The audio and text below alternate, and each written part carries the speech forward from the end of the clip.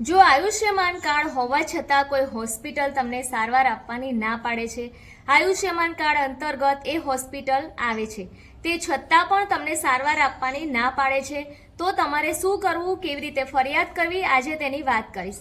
નમસ્કાર, હું સુનિતા ગોહેલ. તમે ઓનલાઈન અને ઓફલાઈન બંને રીતે ફરિયાદ કરી શકો છો.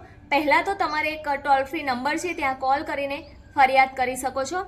14555. ફરી એકવાર કહું છું, 14555 ઉપર તમે કોલ કરી ફરિયાદ કરી શકો છો. ઓનલાઈન એક પોર્ટલમાં તમારે જવાનું છે, PMJY પોર્ટલમાં જઈ અને તેમાં તમારે રજિસ્ટરમાં જવાનું છે.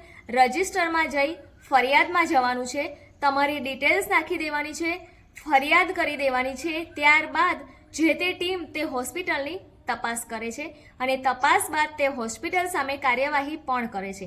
તો હવેથી જો કોઈ હોસ્પિટલ તમને સારવાર આપવાની ના પાડે તો તમે આ રીતે ફરિયાદ કરી શકો છો.